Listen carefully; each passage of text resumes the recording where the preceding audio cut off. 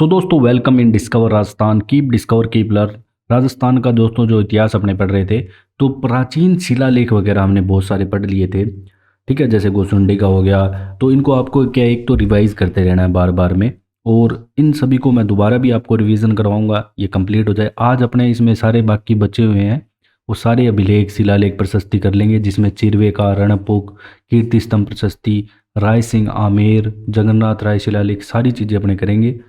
आप कोई भी एग्ज़ाम दे रहे हो दोस्तों, जो मेन है वो सीईटी हो गया, पशु परिचर हो गया, जो अभी करंट में चल रहा है, सीईटी की आप अच्छे से तैयारी रखें। मैं पहले कह रहा हूँ सीईटी में बहुत सारी वैकेंसी आने वाली है। आपको ऐसा लग रहा होगा कि अपने 50% तो बना ही लेंगे, क्योंकि इस बार है वो, अभी तक वो नियम लागू हुआ नहीं। अगर हो भी जाए तो इस बार कई बार पेपर सेट नहीं बैठता है, पेपर ऐसा आ भी जाता है। तो अपनी तैयारी पहले से ही मजबूत रखें। सभी बहुत सारे सब्जेक्ट हैं उसमें, हर सब्जेक्ट को अच्छे से प्रिपेयर करते रहें। यहाँ पे आपको सीईटी की तैयारी करवाई जाएगी। अभी अपने स्टार्ट करते हैं दोस्तों तिरवे के शिलालेख से। ठीक है, हर चीज़ जानेंगे अच्छे से कि एग्ज़ाम में जो क्वेश्चन आते हैं कि किस प्रकार का क्वेश्चन पूछा जाता है प्रीवियस ईयर, वो भी मैं आपको यहाँ पे क्लियरिफाई करता जाऊँगा। तो चिरवे का शिलालेख, चिरवे का, ये चिरवे लिखा हुआ है, चिखे नहीं लिखा हुआ। ये थोड़ा सा अपने ऐसे लिखते हैं तो इसमें ऐसे ही दिखता है, चिरवे का शिलालेख।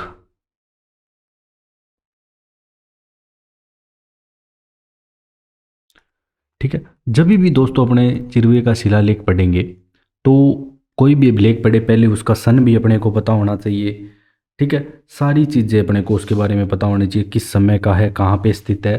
तो ये सबसे पहली बात तो ये है कि ये आपको मिलेगा चिरवा उदयपुर में। कहाँ पे? चिरवा गांव उदयपुर, चिरवा गांव उदयपुर।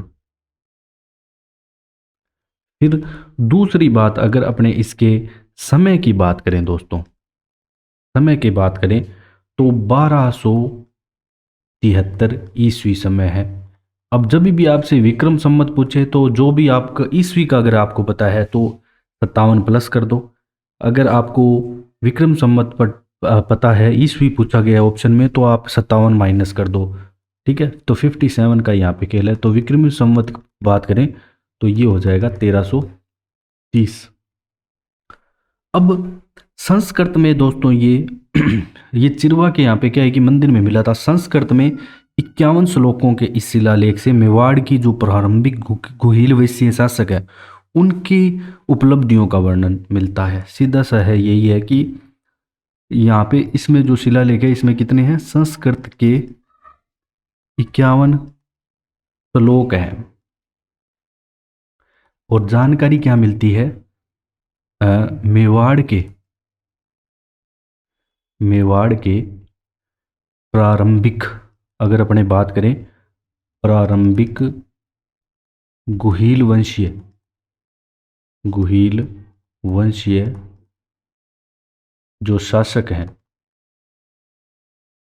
जैसे जेतर सिंह, तेज सिंह और समर सिंह की उपलब्धियों का वर्णन। जेतर सिंह, जेतर सिंह, तेज सिंह व समर सिंह की उपलब्धियों का वर्णन, की उपलब्धियों का वर्णन यहाँ पे आपको मिल जाएगा, उपलब्धियों का वर्णन। इसके अलावा दोस्तों अगर आपसे पूछ ले इसका प्रशस्तिकार कौन था, ठीक है, अगर आपसे नेक्स्ट स्लाइड में देख लेते हैं कि इसका प्रशस्तिकार कौन था चिरवे का। प्रशस्तिकार,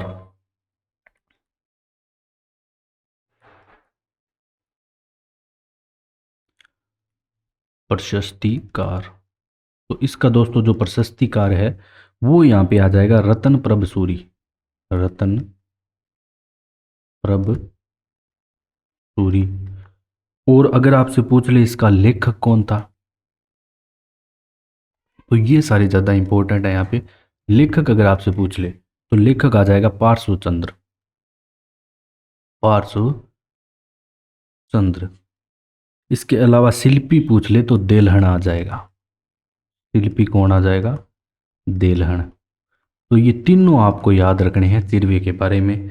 गोचर भूमि, पाशुपत, शैव धर्म और इसके अलावा सती प्रथा, तीनों के बारे में भी यहाँ पे जानकारी मिलती है। इसके अलावा गोचर भूमि,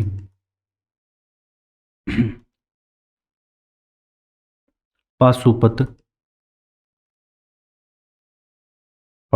शैव धर्म और सती प्रथा के बारे में भी यहाँ पे दोस्तों क्या है, जानकारी मिलती है।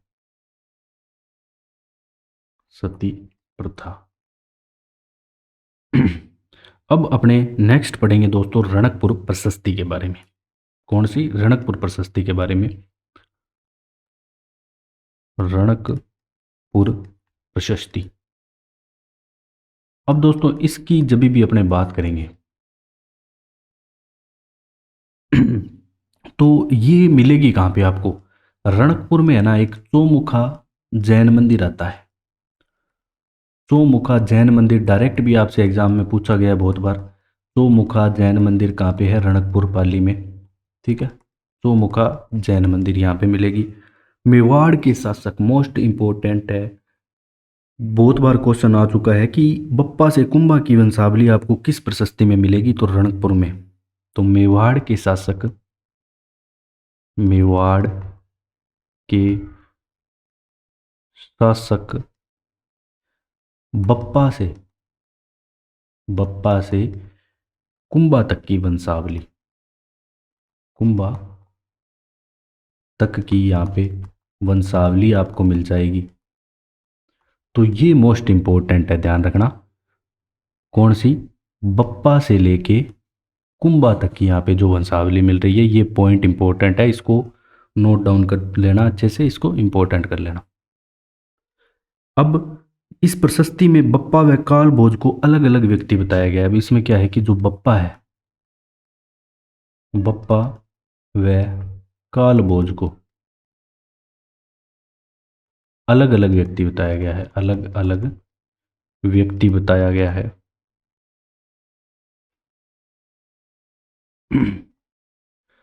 जबकि अपने जब भी इतिहास पढ़ते हैं तो इसी को सेम ही पढ़ते हैं। महाराणा कुंभा की विजयों का वर्णन है, महाराणा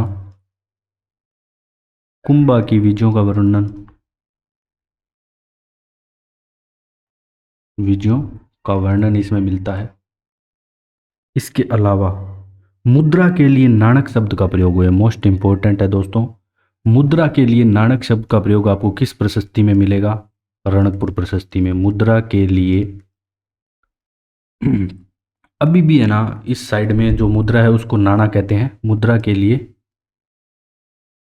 नाणक शब्द का प्रयोग, नाणक शब्द का प्रयोग, शब्द का प्रयोग यहाँ पे हुआ है। तो ये भी मोस्ट इंपॉर्टेंट है रणकपुर प्रशस्ति के बारे में। अब अपने दोस्तों कीर्ति स्तंभ प्रशस्ति पे चलते हैं। ठीक है, जो विक्ट्री टावर है उसके सबसे ऊपर वाली मंजिल पे लगी हुई है कीर्ति स्तंभ प्रशस्ति। ठीक है, जो विजय स्तंभ महाराणा कुंभा द्वारा ही बनवाया गया था। अब कीर्ति स्तंभ प्रशस्ति की बात करते हैं अपने। कीर्ति स्तंभ प्रशस्ति। अब इस प्रशस्ति की अगर अपने बात करें दोस्तों, तो सबसे पहली बात क्या आती है कि इसका समय का काल क्या है? 3 दिसंबर, या डायरेक्ट आपको याद रखना है 1460 ईस्वी। 1460 ईस्वी आप डायरेक्ट याद रख सकते हो। विक्रम संवत की बात करें तो 1517 यहाँ पे आ जाएगा। अब कीर्ति स्तंभ की अंतिम मंजिल पे है, तो ये बात अपने लिख देते हैं यहाँ पे। कीर्ति स्तंभ की अंतिम मंजिल या 9वीं मंजिल पे कह सकते हैं। ठीक है, 9 मंजिलें उसमें, अंतिम मंजिल पर है। 3 शिलाओं पर उत्कीर्ण। अब इसमें से ये क्या है कि 3 शिलाओं पर उत्कीर्ण था। एक शिला इसमें बिजली के कारण टूट गई। ठीक है, अभी वर्तमान में 2 शिलाएं मौजूद हैं। 3 शिलाओं पर उत्कीर्ण, अब इसमें दोस्तों जो शिलाएं बची हैं वर्तमान की अगर बात करें, वर्तमान में अब यहाँ पे जो श्लोक बचे हैं 1 से 28 और 162 से 187 तक, यहाँ पे क्या है कि आपके जो श्लोक हैं वो उपलब्ध हैं। ठीक है, यहाँ तक आपके श्लोक उपलब्ध हैं। कुंभा के व्यक्तिगत गुणों पर यहाँ पे प्रकाश डाला गया है इस प्रस्तुति में। कुंभा के व्यक्तिगत गुणों पर प्रकाश, कुंभा के व्यक्तिगत गुणों पर प्रकाश डाला गया है। इसके अलावा दोस्तों इनके द्वारा जो रचित ग्रंथ है कुंभा द्वारा, इनके बारे में भी यहाँ पे बात की गई है। तो वैसे अगर अपने बात करें मुख्य रूप से जो रचित ग्रंथ है बहुत सारे हैं। संगीत राज हो गया जैसे, ठीक है, चंडी शतक हो गया। एक इन्होंने जो गीत गोविंद पे टिक्का भी लिखा था वो हो गया। बप्पा हमीर कुंभा का वर्णन आपको यहाँ पे मिल जाएगा, किसका? बप्पा हमीर व कुंभा का वर्णन। इसके अलावा दोस्तों यहाँ पे कुंभा द्वारा जो मालवा गुजरात को सम्मिलित, मालवा और गुजरात की पूरी इकट्ठी सेना को हराया गया था ना, उसका वर्णन आपको श्लोक 179वें श्लोक में मिल जाएगा। तो ये ज़्यादा इंपॉर्टेंट है, इसको इंपॉर्टेंट कर लेना। कौन सा? कि कुंभा द्वारा मालवा व गुजरात की जो सम्मिलित सेना को हराने का जो उल्लेख है ये आपको मिल जाएगा कौन से? 179वें श्लोक में। तो ये बात आप याद रखोगे इसके बारे में। मोस्ट इंपॉर्टेंट याद रखना है आपको रचयिता। रचयिता इसके आते हैं अत्रि व महेश। अत्रि व महेश भट्ट ने इसे पूरा किया था। ठीक है, वैसे अत्रि है ज़्यादा करेक्ट पूछे तो, और महेश भट्ट के द्वारा इसको पूरा किया गया। अब अपने चलते हैं बीकानेर की प्रशस्ति, राय सिंह प्रशस्ति पे। ठीक है, इसके बारे में जानते हैं अच्छे से। तो दोस्तों जो राय सिंह प्रशस्ति है 1594 ईस्वी के समय की आती है, राय सिंह प्रशस्ति।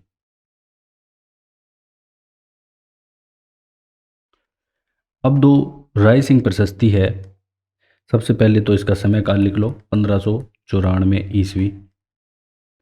इसके अलावा जो बीकानेर दुर्ग है इसके द्वार के पार्श्व में लगी है ये, ठीक है, जिसे अपने जूनागढ़ भी बोलते हैं। तो बीकानेर दुर्ग के द्वार के पार्श्व में लगी है।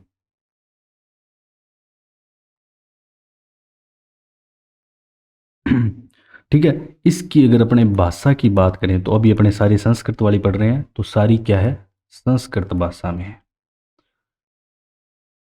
संस्कृत। राव बीका से राय सिंह के शासकों की उपलब्धियों का उल्लेख। अब आपसे ये स्टेटमेंट में भी पूछ सकता है, कैसे भी पूछ सकता है कि राय सिंह प्रशस्ति के बारे में कौन से कथन सत्य हैं, तो हर चीज़ आपको पता होनी चाहिए। तो जो राव बीका आते हैं जिन्होंने बीकानेर बसाया था, राव बीका से लेके राय सिंह तक के शासकों के, राय सिंह तक शासकों के उपलब्धियों का उल्लेख यहाँ पे मिलता है। उपलब्धियों का उल्लेख आपको राय सिंह प्रशस्ति में मिल जाएगा। इसके अलावा जो राय सिंह के द्वारा दोस्तों यहाँ पे काबुल अभियान किया गया, ठीक है, जो मुगलों की सेवा में समय दिया गया, काबुल अभियान, सिंध अभियान किया गया, और वह कच्छ के विजयों का वर्णन मिलता है। कच्छ विजयों का वर्णन, विजयों का वर्णन भी आपको इसमें मिल जाएगा राय सिंह प्रशस्ति में।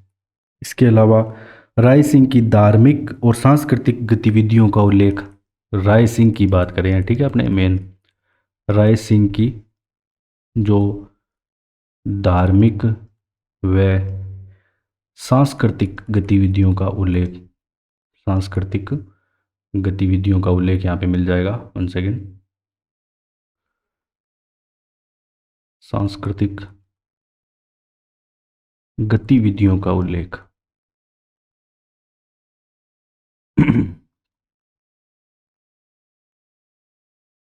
इसके अलावा अगर आपसे पूछ ले इसका रचयिता तो जैन मुनि आता है। मोस्ट इम्पोर्टेंट है, याद रखना इसको। अगर आपसे पूछ ले कि रचयिता कौन है तो रचयिता इसका आ जाएगा आपका जैन मुनि। ठीक है, इसको अपने अच्छे से याद रखना है, दिमाग में इसको फिट कर लेना है। अब अपने दोस्तों नेक्स्ट चलते हैं आमेर के लेख पे।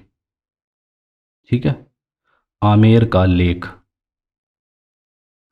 इसके बाद दोस्तों ये जो टॉपिक हो जाएगा, इसके बाद अपने जो इतिहास है वो स्टार्ट करेंगे मेवाड़ से, और बढ़िया तरीके से सारी चीज़ों को पढ़ेंगे, युद्धों को जानेंगे, और जो इम्पोर्टेंट चीज़ आपके एग्ज़ाम में आती है वो मैं आपको पहले ही कवर करवाता हुआ चलता हूँ। तो वो सारी चीज़ें आपको मैं बताता चलूँगा कि कौन सी बार बार पूछ गई है। तो जो आमेर लेक है ये 1612 ईस्वी समय आता है इसका।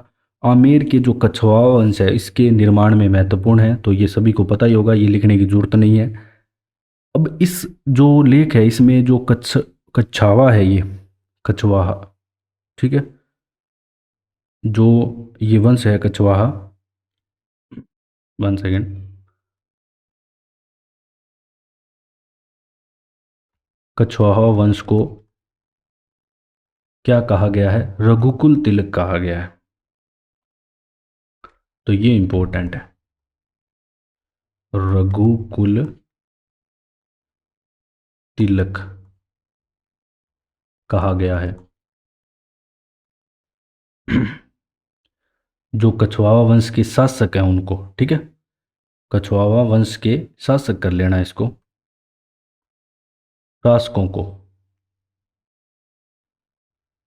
कछवाहा वंश के जो शासक हैं शासकों को क्या कहा गया है? रघुवंश तिलक, रघुवंश तिलक कहा गया है। ठीक है, सॉरी वो पहले मैंने रघुकुल लिख दिया था, रघुवंश तिलक कहा गया है, ये ध्यान रखना। अब इसके अलावा आपको यहाँ पे बात करें तो कौन कौन से शासकों के बारे में मिल जाएगा? एक तो पृथ्वीराज,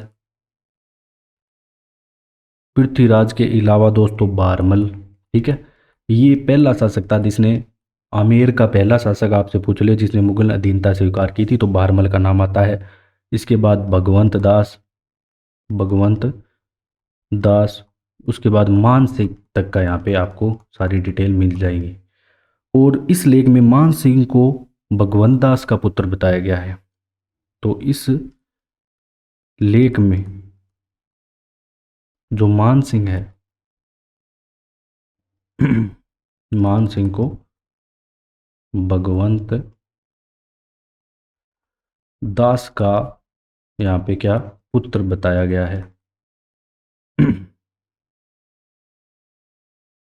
इसके अलावा मान सिंह द्वारा जो जमवा रामगढ़ के दुर्ग का निर्माण कराया गया उसका भी उल्लेख है, और संस्कृत और नागरी लिपि में है ये। ठीक है, मान सिंह द्वारा जमवा रामगढ़ ये भी आमेर के कछवाहा वंश की राजधानी रह चुकी है। 4 राजधानी रही थी आमेर के कछवाहा वंश की। ठीक है, सबसे पहले दौसा, जमवा रामगढ़, आमेर और जयपुर, सारी याद रखनी है आपको, क्रम भी याद रखना है। मान सिंह द्वारा जमवा रामगढ़ के दुर्ग निर्माण का वर्णन, दुर्ग निर्माण का वर्णन आपको यहाँ पे मिल जाएगा। इसके अलावा ये जो लेख है आपको संस्कृत और नागरी लिपि में मिल जाएगा। कौन सी? संस्कृत व नागरी लिपि में। अब अपने चलते हैं नेक्स्ट दोस्तों, जगन्नाथ राय का शिलालेख, या जगन्नाथ राय प्रशस्ति भी आप कह सकते हो। जगन्नाथ राय का शिलालेख।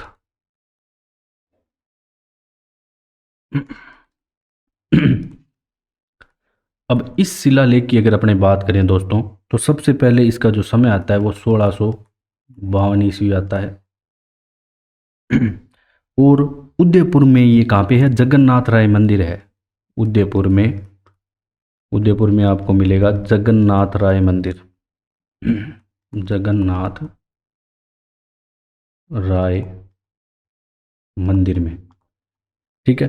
अब मंदिर के सभा मंडप में, सभा मंडप के प्रवेश द्वार पर, के प्रवेश द्वार पर उत्कीर्ण, ठीक है, प्रवेश द्वार पर उत्कीर्ण है। इसके अलावा मेवाड़ के इतिहास के लिए उपयोगी है ये, मेन जो है मेवाड़ के इतिहास के लिए उपयोगी।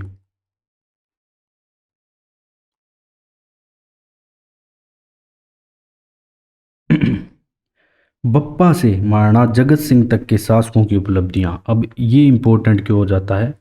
पहले जो हमने पढ़ी थी उसमें बप्पा से कुंभा तक था रणकपुर में। अब यहाँ पे क्या है कि आपको बप्पा से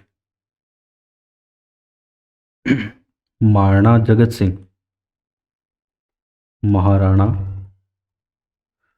जगत सिंह तक की उपलब्धियों का वर्णन, तक के शासकों की उपलब्धियों का वर्णन, शासकों की उपलब्धियों का वर्णन यहाँ पे आपको मिल जाएगा।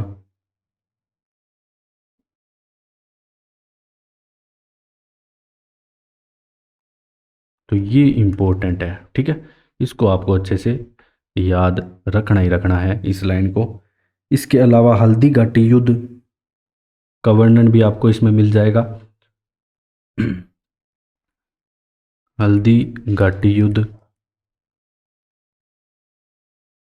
और जो महाराणा जगत सिंह के समय उसके द्वारा किए जाने वाले दान पुण्य हैं।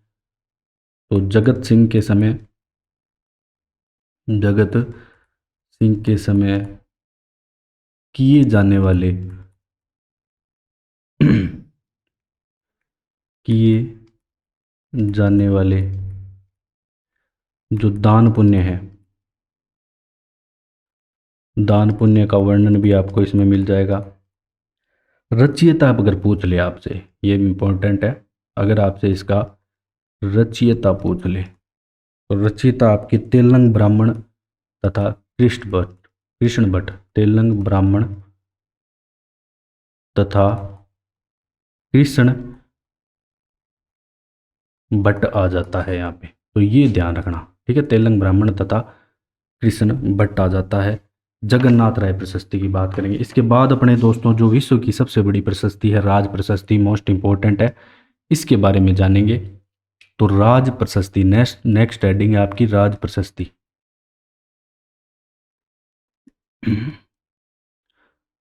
अब दोस्तों जो आपकी राज प्रशस्ति है ये है आपकी 1676 ईस्वी की। अगर अपने बात करें दोस्तों विक्रम संवत, तो विक्रम संवत ये आ जाता है आपका 57 प्लस कर दो 1732। जो आपका विक्रम संवत आ जाएगा ये 1732 आ जाएगा। अब कहाँ पे मिलेगी ये आपको? कांकरोली राजसमंद, कांकरोली राज संबंध में आपको जो राज प्रशस्ति है वो मिलेगी। ये आपको याद रखना है अच्छे से। और ये आपको दोस्तों जो राजसमंद झील है ना उसके किनारे मिल जाएगी। कहाँ पे? राजसमंद झील के किनारे। अब किनारे पर क्या है कि 25 बड़ी शिलाओं पर उत्कीर्ण है ये। कितनी? 25 बड़ी शिलाओं पर उत्कीर्ण राज प्रशस्ति, 25 बड़ी शिलाओं पर उत्कीर्ण।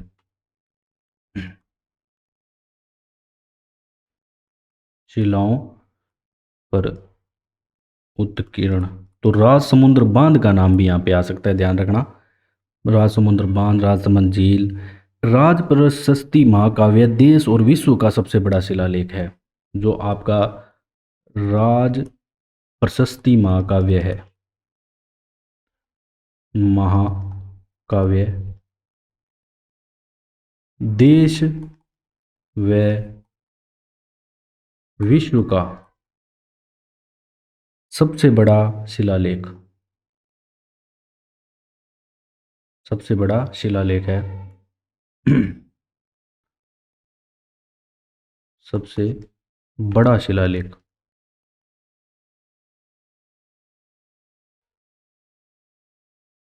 इसके अलावा आपको इसके बारे में क्या चीज़ें पता होनी चाहिए? रचनाकर इसका आता है रणछोड़ भट्ट तेलंग, मोस्ट इंपॉर्टेंट है।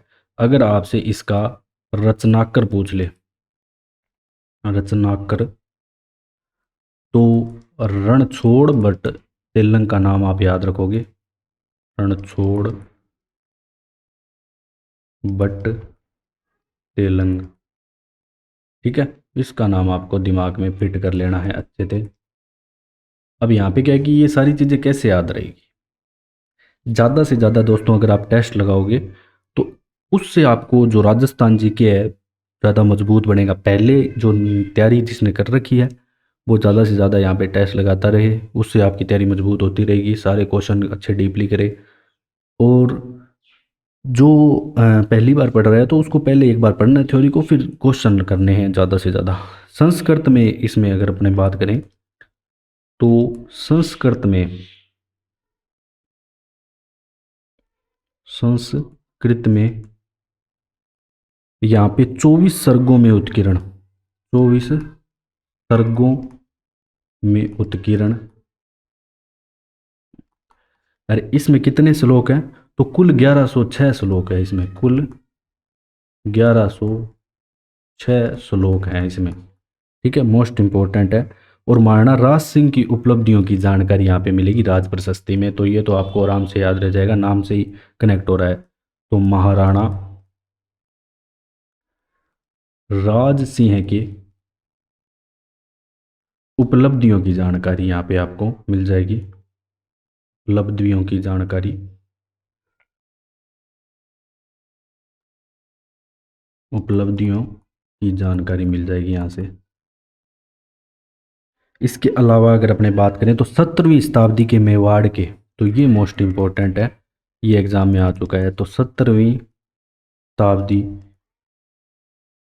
के मेवाड़ के, जो भी मेवाड़ का सामाजिक जीवन है, मेवाड़ के सामाजिक जीवन हो गया, उसका धार्मिक जीवन हो गया, सामाजिक, धार्मिक और आर्थिक जीवन, आर्थिक जीवन की जानकारी इससे मिलेगी राज प्रशस्ति से। जीवन की जो जानकारी है वो यहाँ से आपको मिलने वाली है।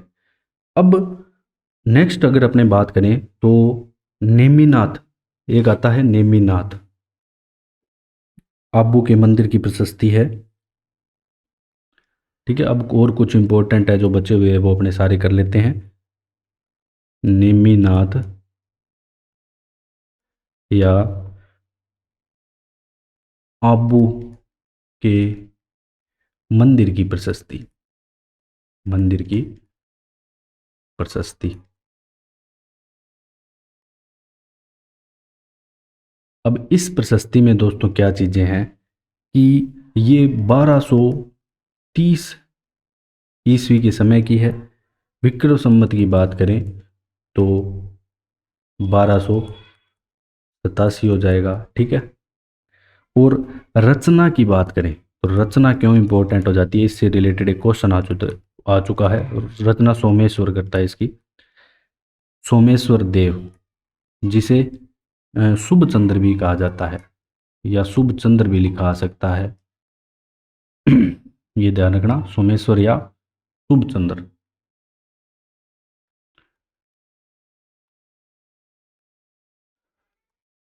शुभ चंद्र।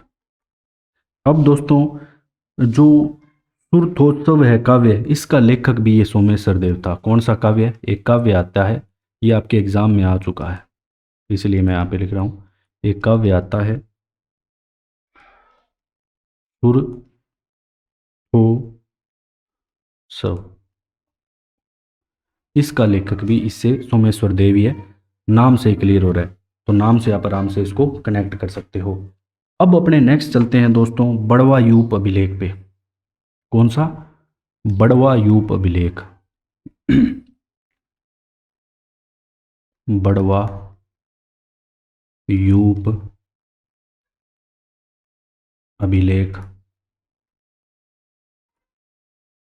अब यहाँ पे दोस्तों जो बड़वा यूप अभिलेख है, इसका समय माने तो 181 ईस्वी आता है। ठीक है, विक्रम संवत की बात करें, बाकी इस जो अभिलेख है ना, इसमें कृत संवत का जिक्र किया गया है 238। और वर्तमान की बात करें तो ये जो वर्तमान में आपको मिलेगा, पहले कोटा में था, तो वर्तमान में आपको ये मिलेगा 12 जिले में। कहाँ पे? 12 में। 12 में जो तहसील आती है वो अंता आती है, वैसे अंता 12 में ही है, अंता में मिलेगा। पहले ये कोटा में था। गांव यहाँ पे बड़वा आ जाएगा, जो गांव अगर आपसे पूछ ले तो बड़वा। इसके अलावा मेन इंपॉर्टेंट क्यों है, अब भी आपके एक एग्ज़ाम हुआ था, उसमें मौखरी वंश का आपके प्रश्न आया था। तो मौखरी वंश के शासकों का सर्वप्रथम वर्णन आपको बड़वा युग अभिलेख में मिला है। मौखरी वंश के शासकों का वर्णन, शासकों का वर्णन सर्वप्रथम मिला, सर्वप्रथम मिला। तो इसी वंश से संबंधित आपके एग्जाम में क्वेश्चन आया था अभी। ठीक है, इसके अलावा जो मोखरी महासेनापति बल के 3 पुत्रों के एक यज्ञ संपादन का उल्लेख भी मिलता है। तो मोखरी महासेनापति बल के 3 पुत्रों द्वारा यज्ञ संपादन का उल्लेख भी मिलता है। यज्ञ संपादन का उल्लेख अगर पूछ ले तो बड़वा यूप अभिलेख में आपको मिल जाएगा। कृत संवत का उल्लेख है 295 में, ध्यान रखना।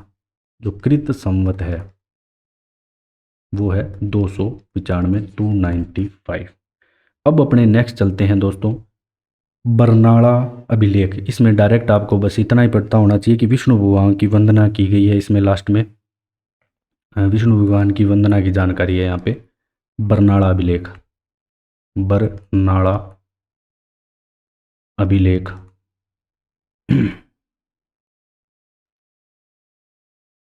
ये आपको कहाँ पे मिलेगा? ये मिलेगा जयपुर में। ठीक है, समय की बात करें तो 278 ईस्वी, 278 ईस्वी इसका समय आता है। तो विष्णु भगवान की वंदना की गई है, इसमें अपने को इतना याद रखना है, क्योंकि ये भी क्वेश्चन आपके एग्जाम में आ चुका है। विष्णु भगवान की वंदना का उल्लेख है, वंदना का उल्लेख। नेक्स्ट आपके दोस्तों जो आ जाता है वो इम्पोर्टेंट है, बड़ली का, बरली भी बोलते हैं, बड़ली का लेख। बड़ली बोल लो या बरली बोल लो, कुछ ज़्यादा एक ही बात है, बड़ली का लेख। अब ये आपको कहाँ पे मिलेगा? ये मिलेगा दोस्तों राजस्थान का सबसे प्राचीनतम अभिलेख, ये लिख लेना। राजस्थान का